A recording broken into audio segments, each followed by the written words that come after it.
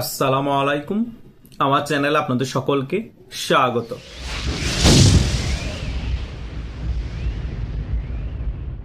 গত কিছুদিন আগে বিএনপির মহাসচিব মির্জা ফখরুল ইসলাম আলমগীরের আওয়ামী লীগকে নিয়ে একটি বক্তব্যে সারা বাংলাদেশ এবং ভারতের মধ্যে তোলপাড় সৃষ্টি হয়েছিল, কিন্তু এই বিষয়টা যে এত দূর গড়াবে আমরা কেউ কল্পনা করতে পারিনি।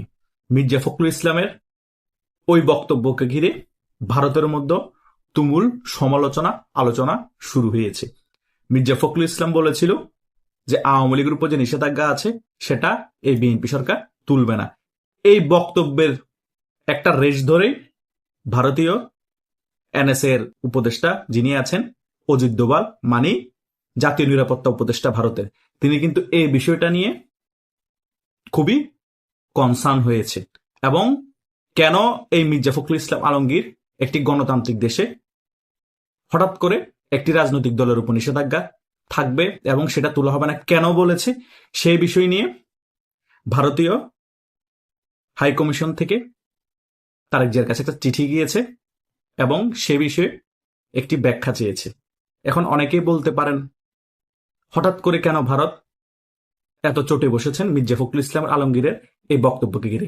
তার মেইন রিজন হচ্ছে ভারত যখন বিএনপি ক্ষমতায় এসেছে তখন থেকেই বলে আসছিল এবং প্রেশার দিয়ে আসছিল বাংলাদেশ আওয়ামী লীগের উপর যে কার্যক্রমের নিষেধাজ্ঞা আছে সেটা তুলে ফেলতে হবে এবং শর্ত সাপেক্ষে আমরা কোনো কিছু আমদানি রপ্তানি বন্ধ করব না, আপনাদের যা চাহিদা সকল কিছু ভারত থেকে রপ্তানি করা হবে।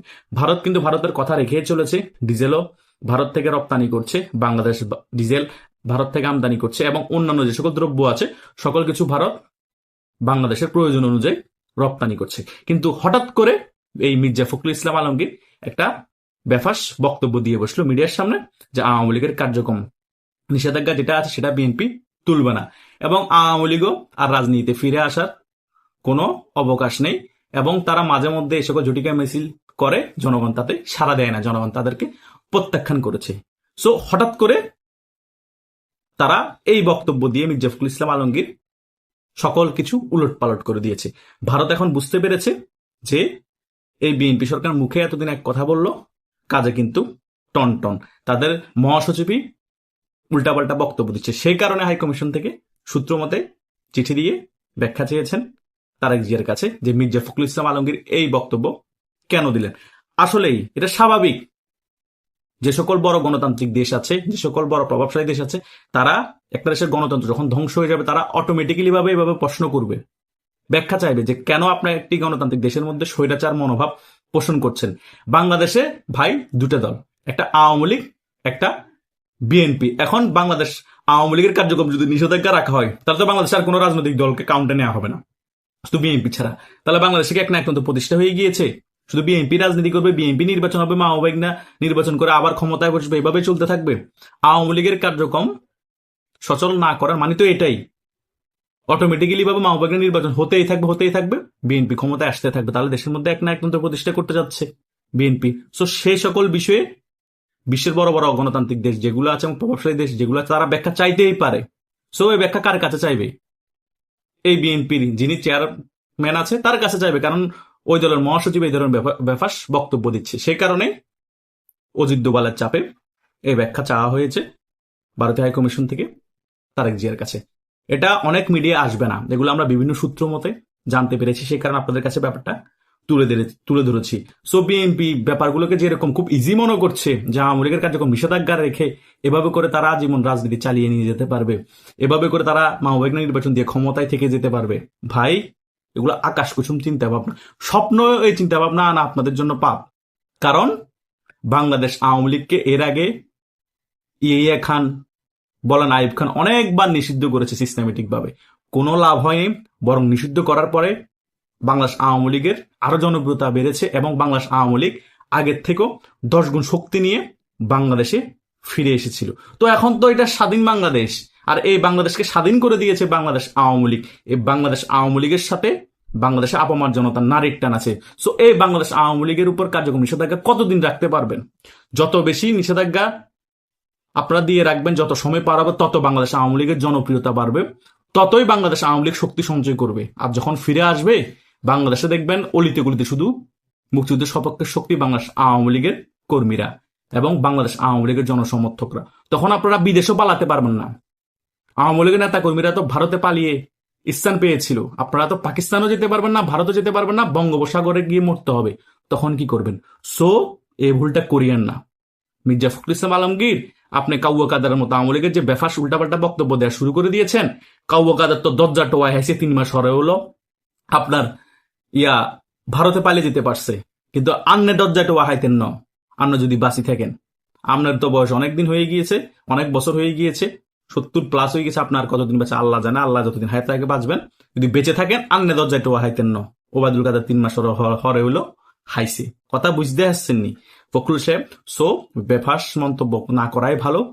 একটা গণতান্ত্রিক দেশে গণতান্ত্রিক প্রক্রিয়া যখন ফিরে আনার চেষ্টা করছেন আপনারা, এবং আপনারা নিজেদেরকে গণতান্ত্রিক রাজনৈতিক দল দাবি করেন, তাহলে বাংলাদেশ আওয়ামী লীগকে বাংলাদেশে রাজনীতি করার সুযোগ করে দিতে হবে এবং বাংলাদেশ আওয়ামী লীগের কার্যক্রমের যে নিষেধাজ্ঞা আছে সেটা তুলে ফেলতে হবে। আর সেটা যদি না তুলেন, এটা হিতে বিপরীত হবে।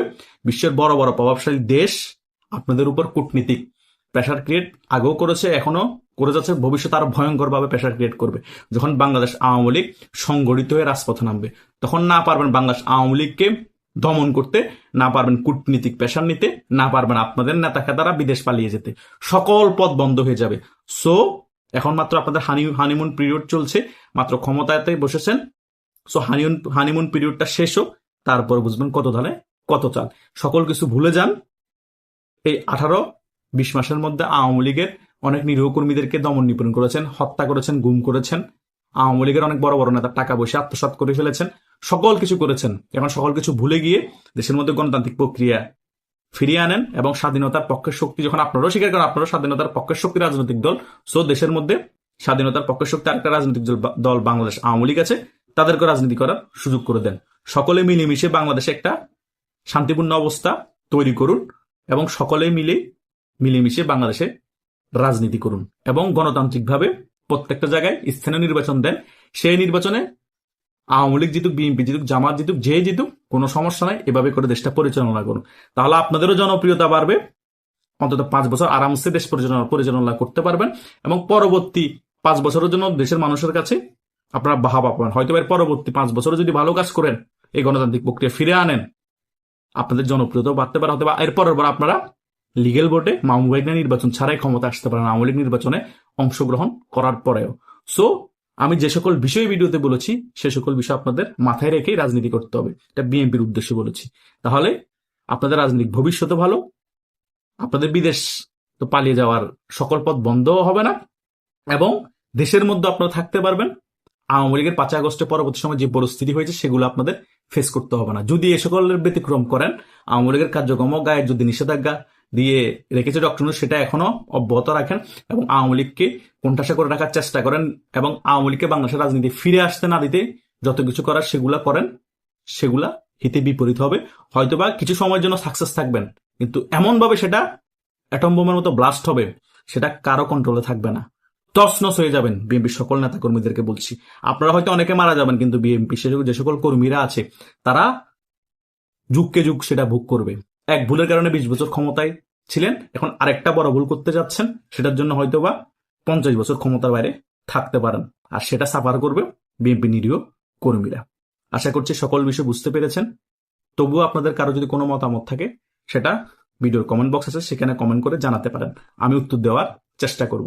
ধন্যবাদ সকলকে।